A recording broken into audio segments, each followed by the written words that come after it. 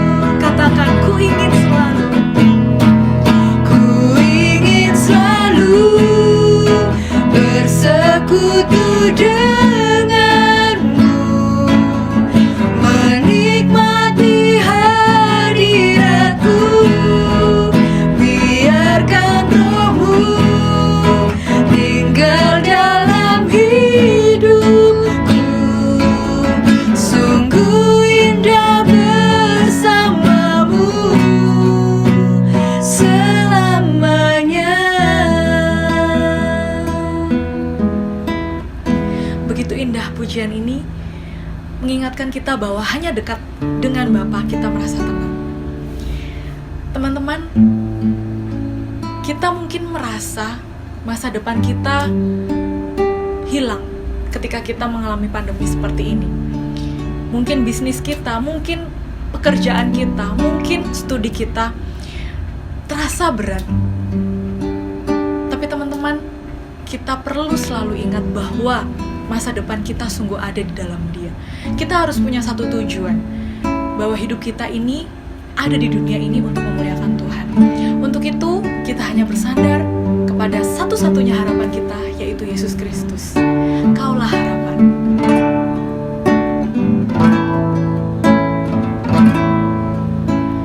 Bukan dengan kekuatanku ku dapat jalani hidupku, tanpa Tuhan yang di sampingku ku tak mampu sendiri. Engkaulah kuatku yang menopangku. Ku pandang wajah-Mu dan berseru, pertolonganku datang dari-Mu. Peganglah tanganku, jangan lepaskan. Kaulah harapan dalam hidupku. Ku pandang wajah-Mu dan berseru, pertolonganku datang dari-Mu. Peganglah tanganku, jangan lepaskan. Kaulah harapan dalam hidupku.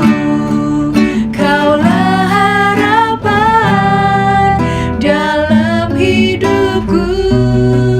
Kaulah harapan dalam hidupku. Firman Tuhan akan disampaikan oleh hamba-Nya, Bapak Titus.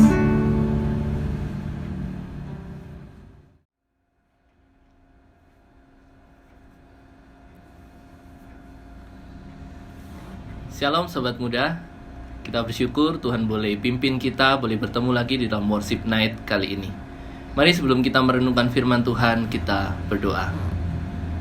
Bapa dalam surga, kami bersyukur penyertaan Tuhan bagi kehidupan kami, sehingga kami boleh ada sebagaimana kami ada pada malam ini. Tiba saatnya kami akan bersama-sama merenungkan firman Tuhan. Mari Tuhan sendiri berbicara kepada kami melalui perenungan ini, sehingga kami mengerti apa maksud Tuhan bagi kehidupan kami untuk boleh kami jalani. Pimpinlah setiap kami, di dalam nama Tuhan Yesus kami berdoa. Amin. Teman-teman, malam hari ini kita akan bersama-sama merenungkan satu bagian firman Tuhan yang diambil dari Amsal, pasal yang ke-23 ayat yang ke-18.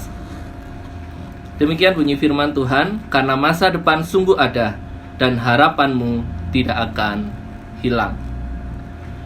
Teman-teman, di tengah kondisi yang sedang kita hadapi hari ini, pemerintah terus berupaya supaya penyebaran virus corona ini boleh ditekan sedemikian rupa.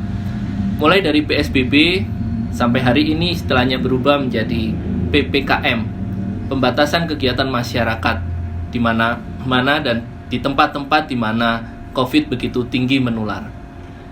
Nah, namun ada satu berita yang menarik teman-teman yang saya temukan di Jepang. Perdana Menteri Jepang Yoshihide Suga justru membentuk satu tim untuk mengurangi isolasi COVID yang ada di Jepang. Sementara kita di Indonesia memperketat isolasi, di sana justru mereka berupaya untuk melonggarkan isolasi COVID yang ada. Kenapa teman-teman?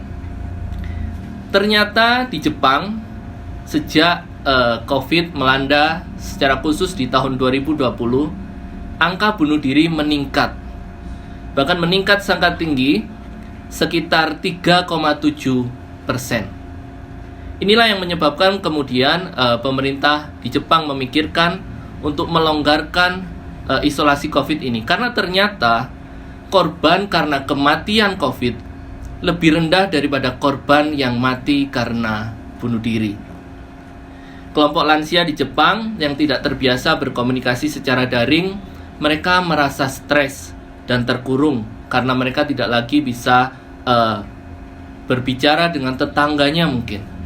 Bahkan bukan hanya generasi tua, generasi muda yang melek teknologi, mereka juga berjuang dengan upaya jarak sosial yang berkepanjangan. Seorang konselor di Tokyo mengatakan, siswa merasa cemas tentang masa depan mereka. Mereka tidak tahu harus berbuat apa. Dulu mereka bisa melepas stres dengan berbicara dengan teman-temannya. Namun sekarang, bahkan untuk pergi ke karaoke saja mereka tidak bisa. Inilah yang terjadi bukan hanya di Jepang, tapi di berbagai negara. Kondisi COVID ini telah begitu menekan stres sehingga orang kehilangan pengharapan.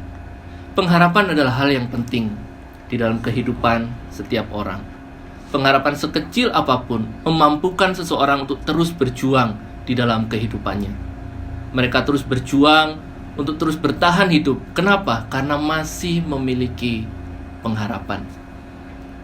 Ambillah contoh misalnya, orang tua rela bekerja membanting tulang. Demi apa? Demi bisa menghidupi anak-anaknya, demi anak-anak mereka memiliki masa depan yang jauh lebih baik. Atau seseorang yang bekerja dengan giat, mereka berharap bahwa mereka akan mendapat gaji yang layak, atau mungkin promosi di perusahaan mereka. Mereka memiliki pengharapan sehingga mereka bekerja dengan giat. Olahragawan misalnya, mereka berlatih, mereka terus berlatih dengan rajin karena mereka akan menghadapi pertandingan dengan harapan mereka akan memperoleh trofi juara.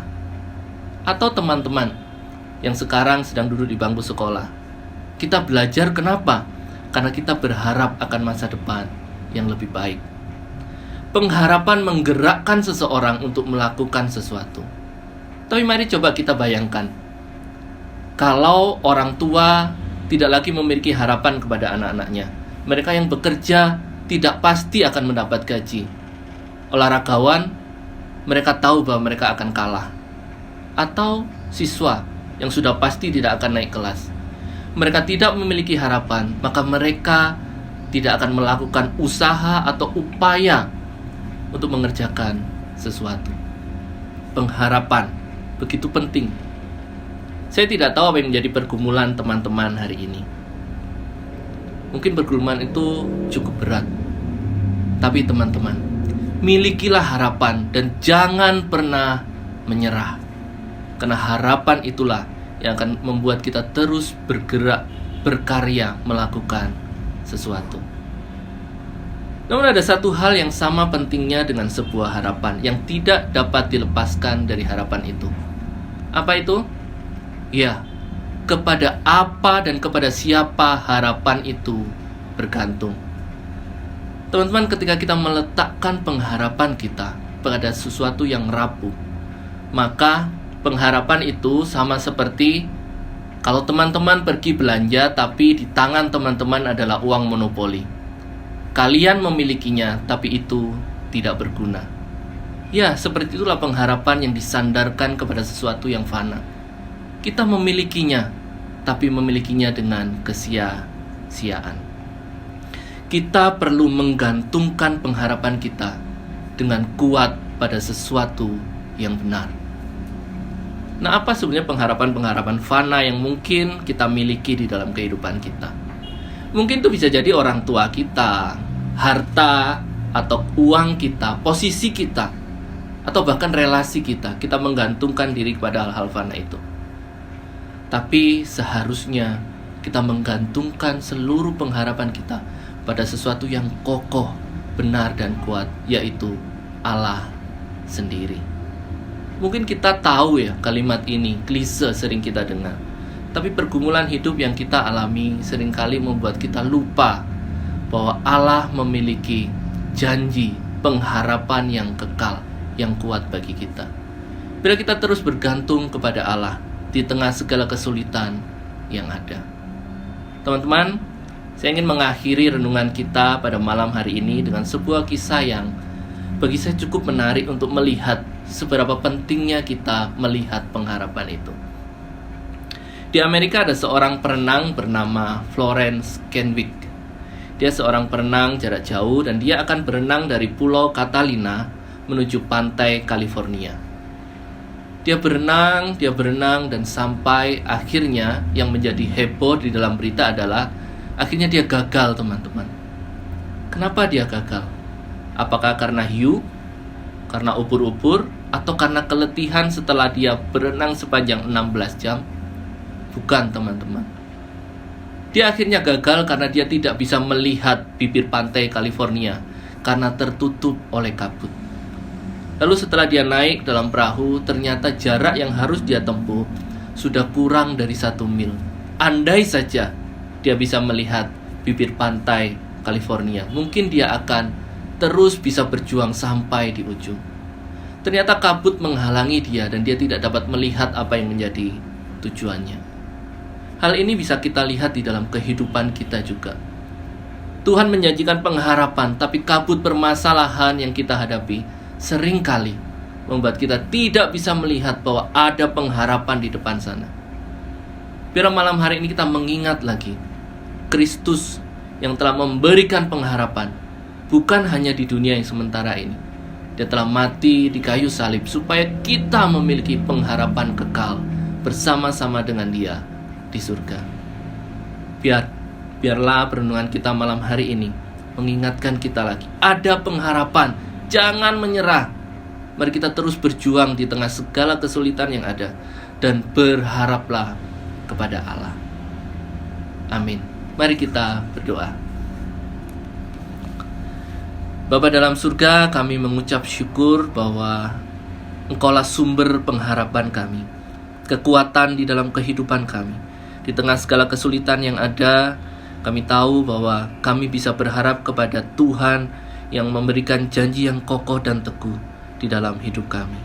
Oleh karena itu, malam hari ini kami teringat juga ya Tuhan akan teman-teman kami dimanapun berada. Teman-teman YCC dimanapun berada, di dalam kesulitan yang sedang dihadapi. Kiranya Tuhanlah sumber pengharapan itu yang akan menolong di dalam segala pergumulan yang ada. Baik teman-teman yang sedang studi maupun teman-teman yang menghadapi kesulitan di dalam pekerjaan. Kiranya Tuhan sendiri yang akan berikan pertolongan dan mereka boleh mengingat Engkaulah sumber pengharapan. Kami juga terus berdoa ya Tuhan untuk penanganan COVID ini. Kiranya Tuhan memberikan hikmat kepada pemerintah boleh menangani ini dengan baik, sehingga Tuhan kami memiliki juga harapan di tengah bangsa kami ini akan sesuatu yang lebih baik. Tolonglah ya Tuhan, beranugerahlah kepada bangsa kami. Kami menyerahkan kondisi dunia juga ya Tuhan, yang sama mengalami hal karena pandemi ini ya Tuhan. Dan Tuhan juga akan memberikan pertolongan. Kami bersyukur untuk malam ini kami boleh bersuka cita melalui pujian dan kami boleh diteguhkan oleh firman Tuhan. Kiranya nama Tuhan dimuliakan melalui kehidupan kami. Di dalam nama Tuhan Yesus kami bersyukur dan berdoa. Amin. Terima kasih teman-teman boleh bersama-sama dengan kami di Worship Night kali ini. Kami terus tidak jemu mengingatkan ikuti protokol kesehatan. Kita mau dukung pemerintah dalam mengatasi kondisi ini. Dan kami mengundang lagi teman-teman boleh bergabung di dalam Worship Night selanjutnya. Tuhan Yesus memberkati.